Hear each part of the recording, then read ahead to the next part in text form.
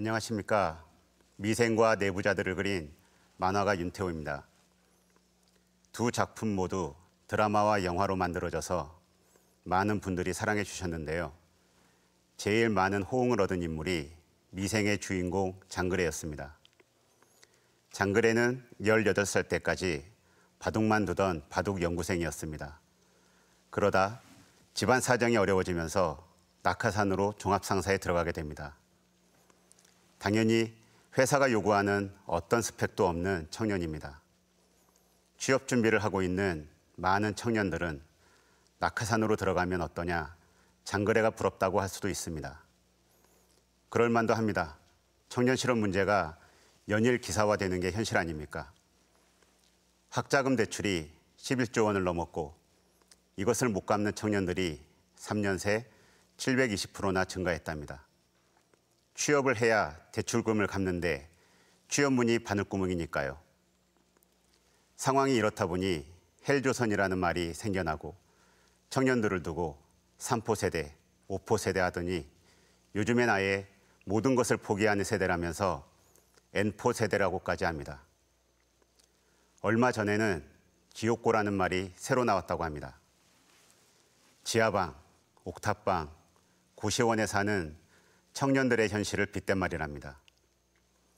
취업이 하늘의 별 따기지만 그 별을 따야만 하는 절박한 상황에 처한 것이 제2, 제3의 장그래, 우리 청년들입니다. 그렇다면 회사에 취직한 장그래에게 장밋빛 미래가 펼쳐졌느냐? 아닙니다. 스펙도 없는 계약직이었으니까요. 이번 대선에 나오는 후보들 모두 청년 일자리 문제에 대해 다양한 공약을 내놓고 해결할 수 있다고 호언장담도 합니다. 그런데 저는 공약은 두 번째라는 생각이 듭니다. 번지르한 공약 전에 공감이 먼저가 아닐까요? 갈수록 더 고단해지는 흑수저들의 삶을 체험하고 깊이 아는 사람이어야 하지 않을까요? 이것이 제가 생각하는 대통령의 첫 번째 조건입니다. 다시 미생 얘기로 돌아가서 그러면 스펙 빵빵한 장그래의 동기나 선배들은 행복한 회사 생활을 하고 있느냐? 실제로 제가 취재를 위해 만난 직장인들 대부분이 엄청난 스펙을 가지고 있었습니다. 그런데 이들이 저에게 털어놓는 속마음은 의외였습니다. 취업을 위해 밤잠 설쳐가며 준비했던 수많은 스펙이 회사 생활에 어떤 도움이 되는지 모르겠다. 취업이 또 다른 입시 경쟁이 아니었나 하는 자괴감이 든다. 어떻게 들어온 회사인데 언제까지 다닐 수 있을지 모르겠다.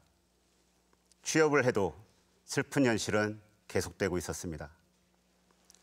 우리는 청년들에게 모험을 하라고 말합니다. 도전하라고 말합니다. 도전과 모험은 새로운 길이기에 대부분의 경우 실패를 전제로 합니다. 과정에서 배우는 것입니다. 하지만 모험에서 실패한 이들에게 우리 사회는 관용과 재기의 기회를 주는 곳이었습니까? 이력서에 용기 있게 도전과 실패의 경험을 넣을 수 있습니까? 독자인 청년들이 가장 많은 위로를 받았다고 하는 대사는 이것이었습니다. 잊지 말자. 나는 어머니의 자부심이다. 이 반응은 저를 슬프게 했습니다. 우리 사회가 청년들에게 동기부여를 해주는 것이 아니라 꾸역꾸역 견뎌내기 위해 어머니라도 붙잡아야 한다는 것이요. 현실이 이렇다 보니 독자들은 장그래의 시선으로 묘사된 인물들에게 감정을 이입하면서 그 속에서 자신의 모습을 발견하기 시작했습니다. 누군가는 쩔쩔매는 신입사원 장그래로, 누군가는 이리저리 치이는 중간다리 김대리로, 누군가는 사내용치와 상관없이 일에만 몰두하는 오차장으로 말입니다. 물론 전혀 그렇지 않은 상사가 자신을 오차장이라고 설정한다며 어떻게 하면 좋냐는 민원이 제게 좀 오긴 했습니다만 하여튼 그랬습니다. 그렇다면 오차장 나이쯤 되는 중년들은 살만할까요? 저는 MBC 무한도전에 출연해서 현대인들의 고민 중 잃어버린 일상에 대해 이야기를 한 적이 있습니다. 사실 그 이야기는 남에게 들려주는 이야기가 아니라 저의 이야기였습니다. 제 스스로 일상을 잃어버렸기 때문입니다. 어려운 신인 시절을 거쳤던 저는 뒤늦게 찾아온 기회를 잃고 싶지 않았습니다. 그래서 일주일에 3, 4일 밤을 새며 원고를 썼습니다. 제가 자고 있을 때 아이들은 등교를 하고 아이들이 하교했을 때 저는 출근을 한 이유였습니다. 가족들의 얼굴을 보는 건 일주일에 한두 번뿐이었습니다. 그렇게 살아도 된다고 생각했습니다. 우린 가족이니까 서로 이해하고 이해받을 수 있다고 생각했습니다. 그런데 어느 날 보니 가족이 다 모여도 인사하고 나면 각자의 방으로 들어가는 게 편한 사이가 되어 있었습니다. 누구의 잘못도 아니지만 모두가 피해자가 되는 현실. 저는 만화에 그 장면을 그렸습니다. 그리고 많은 직장인들의 공감을 얻었습니다. 비단 저만의 문제가 아니었던 것입니다. 중년층이 가장 공감했던 미생의 대사는 이것이었습니다. 회사가 전쟁터라고, 회사 밖은 지옥이다. 버텨라. 당연해야 할 칼퇴근이 대선 공약 이슈가 되는 현실에 우리는 살고 있습니다. 그렇다면 장그래와 오차장, 청년과 중년의 삶은 전혀 다른 이야기일까요? 저의 생각은 아니라는 겁니다. 적어도 제가 미생을 그리며 만난 장그래와 그 선배들은 동전의 양면이었습니다. 왜냐하면 청년 세대가 눈으로 확인할 수 있는 미래는 지금의 40, 50대이기 때문입니다. 그러면 지금 중년들의 모습이 청년 세대가 원하는 미래일까요? 저를 포함한 지금의 중년 세대는 산업화 시대를 달려온 우리 부모 세대가 모든 걸 던져 키운 자식들입니다. 그런데 우리 중년 세대는 우리 부모 세대와 얼마나 달라져 있습니까? 한밤중까지 자식의 사교육에 매달리는 현재의 중년 세대는 그다지 달라 보이지 않습니다. 심지어 요즘엔 대학 졸업한 자식 취업 걱정까지 해야 합니다. 그런 중년을 바라보는 청년 세대는 앞으로 자기 인생에 어떤 꿈을 가질 수 있을까요? 그래서 저는 생각합니다. 청년 정책은 그들의 몇 년 후 현실이 될 중년층에 대한 정책과 함께 해야 한다고 말입니다. 왜냐하면 끊어진 다리를 건너려는 사람은 아무도 없기 때문입니다. 이러한 현실을 바탕으로 그려진 만화 미생은 연재 완료 시점에 누적 조회수 10억, 단행본 260만 부 판매를 기록하며 많은 분들의 사랑을 받았습니다. 작가로서는 감사할 일이지만 마음은 무거웠습니다. 이런 현실을 그릴 수밖에 없는 환경은 작가인 제게도 상처이기 때문입니다. 미생은 사실 시작부터 어려웠던 작품이었습니다. 실제로 저는 회사를 다녀본 적이 없고 취재를 부탁한 회사들은 모두 거절했기 때문입니다. 하지만 작품 준비에 이미 3년 가까운 시간을 허비한 상태여서 더 이상 고민만 하고 있을 수가 없었습니다. 저는 일단 작품의 전체 이야기를 쓰고 플롯이란 것을 만들었습니다. 플롯이란 작품의 이야기를 좀 더 흥미롭게 만들기 위해 이야기를 재구성하는 것을 말합니다. 저는 작가로 93년도에 데뷔했으니까 지금은 24년 정도 됐습니다. 이 정도 경력이면 독자를 들었다 놓는 자기 나름의 기술 몇 가지는 터득했다고 착각하는 때입니다. 그런데 미생은 아무리 해도 뭔가 성에 차지 않았습니다. 내가 직장인들에게 어떤 이야기를 할 수 있을까? 무엇을 말해야 하나? 이런 고민이 풀리지 않았습니다. 당연합니다. 당시 저는 회사에서 부장이 높은지 과장이 높은지도 몰랐으니까요. 결국 저는 플롯을 인위적으로 이야기를 재밌게 만드는 것을 포기했습니다. 그리고 그림만 그렸던 제게 직장인의 세계가 낯설었던 것처럼 바둑밖에 몰랐던 고졸 신입사원 장글의 눈으로 바라본 낯선 직장인들의 모습을 그리기 시작했습니다. 그러자 독자들이 호응하고 감동하기 시작했습니다. 저는 정치도 마찬가지라고 생각을 합니다. 매 선거철이면 정치공학이란 말을 많이 듣습니다. 정치구단이란 말도 많이 들립니다. 정치판에서 10년, 15년 혹은 그 이상의 시간을 보낸 분들은 아마도 전문가적인 시각과 테크닉을 갖고 있을 것입니다. 어떤 이슈는 진지하게, 어떤 이슈는 가볍게, 어떤 이슈는 선점해야 하고 어떤 이슈는 자연스레 잊혀지게 만드는 기술들 말입니다. 노련한 창작자의 플로처럼 유권자들의 마음을 들었다 놓는 경력 있는 정치인들의 기술입니다. 하지만 대통령의 자격이 정치공학으로만 완성될 수 있을까요? 작가인 저는 그렇지 않다고 생각합니다. 미생의 감동이 기술적인 플롯에서 나오지 않았듯이 정치도 테크닉을 뛰어넘는, 정치공학을 뛰어넘는 깊고 진실한 테마와 명분 없이는 국민을 감동시킬 수 없다고 생각합니다. 그래서 저는 우리 정치가 얄팍한 정치공학을 포기하기를, 그것이 어렵다면 최소화하기를 희망합니다. 저는 이런 정치공학에서 가장 멀어진 후보를 지지합니다. 이것이 제가 이번에 대통령 후보를 고르는 두 번째 조건입니다. 그렇다면 세 번째 조건은 무엇일까요? 우리의 현실을 한번 보겠습니다. 미생과 달리 오로지 상상만으로 그린 만화가 있습니다. 바로 내부자들입니다. 영화 내부자들에 이런 대사가 나옵니다.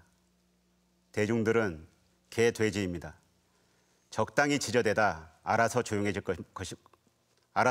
겁니다. 인구의 회자가 됐던 대사입니다.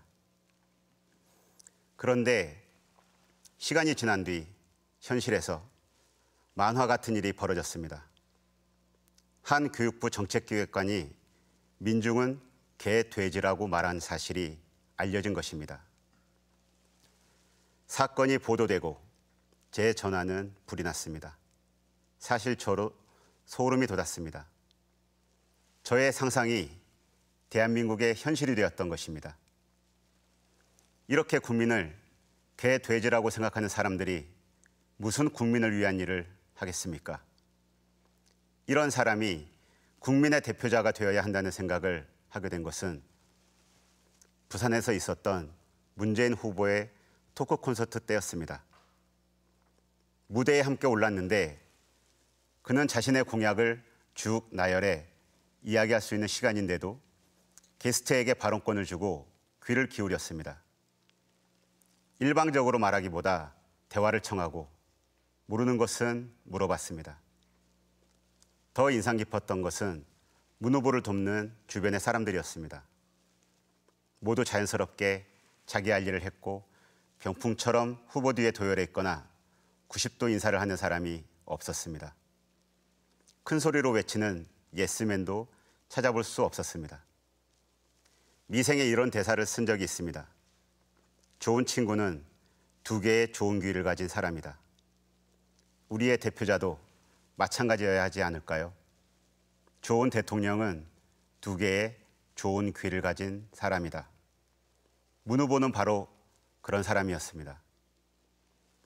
다시 만화 얘기로 돌아가서 혹시 사고 실험이란 말 들어보셨습니까? 사고 실험이란 어떤 일을 실행하기 전에 머릿속에서 미리 상상해 보는 것인데요. 과학자들이 많이 활용하는 방법이지만 저희 창작자들도 사고 실험을 합니다. 아직 쓰지 않은 내용을 머릿속으로 막 떠올려서 진행해 보는 거죠. 사실 대부분의 사람들은 다 사고 실험을 하며 살아갑니다. 예를 들어 볼까요? 3명의 샐러리맨이 소주와 곱창을 앞에 두고 사고 실험을 시작합니다. 주제는 왜 우리 부장은 퇴근하지 않는 걸까? 각자의 사고 실험 결과가 쏟아지고 갑론을박이 일어납니다. 일을 열심히 해서다. 아내랑 사이가 안 좋은 거다. 집에 가면 게임을 못하니까 게임하는 거다. 사고 실험이란 이렇듯 우리의 일상이기도 합니다.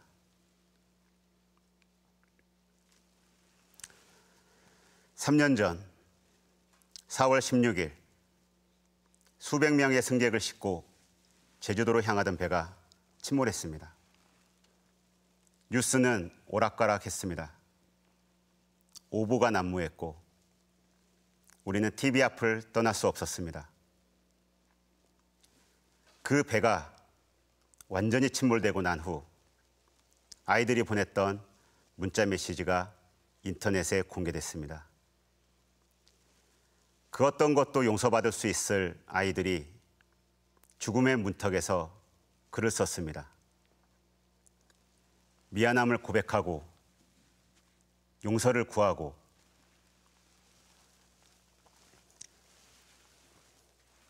사랑한다며, 정말 사랑한다며 작별을 고했습니다.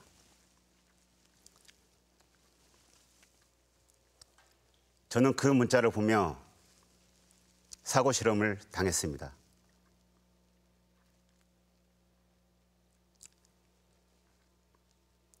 제 아이들의 목소리가 문자 위로 겹쳐지는 것이었습니다.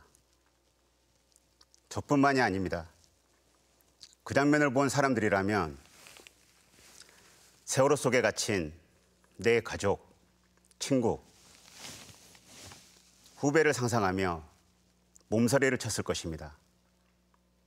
그리고 이 뜻하지 않은 사고 실험은 우리 모두에게 깊은 상처를 남겼습니다.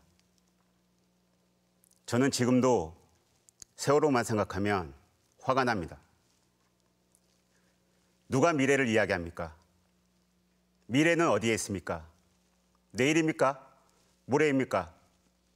5년 후입니까? 10년 후입니까? 정말 그 미래에 행복할 수 있습니까? 세계 10위권의 경제력으로 나라가 한 일을 보십시오. 경제력이 부족해 이런 참사가 생긴 겁니까?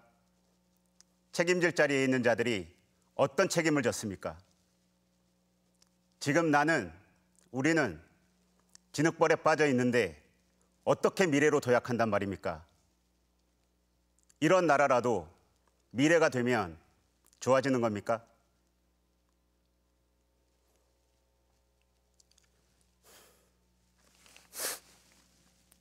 제가 희망을 찾은 것은 지난 겨울 광장에서였습니다. 시민들은 평화를 지키면서 절대 권력의 종말을 만들어냈습니다. 이 힘을 대한민국의 새로운 동력으로 삼기 위해서는 미래를 지향하되 지금 여기 현재를 놓치지 않는 후보, 망가진 시스템을 정상으로 만들고 도약의 단단한 토대를 만들 그런 후보가 절실합니다. 그래서 저는 다시 사고 실험을 합니다. 매번 광장에 함께했던 문재인 후보를 떠올립니다. 광장의 함성을 귀로 듣고 국민의 힘을 눈으로 확인하며 어금니 깨물었던 그가 어떤 대한민국을 만들지 상상해 봅니다. 흔해 빠진 단어 정의가 아니라 낯설고 신선해진 정의가 우리 앞에 놓이는 세상을 그려봅니다. 여러분도 상상해 보시길 바랍니다. 청년도, 그 청년의 아버지도, 그 아버지의 아버지도 문재인 후보가 그런 세상을 가져오리라는 것을. 그래서 우리는 문재인이어야 합니다. 감사합니다.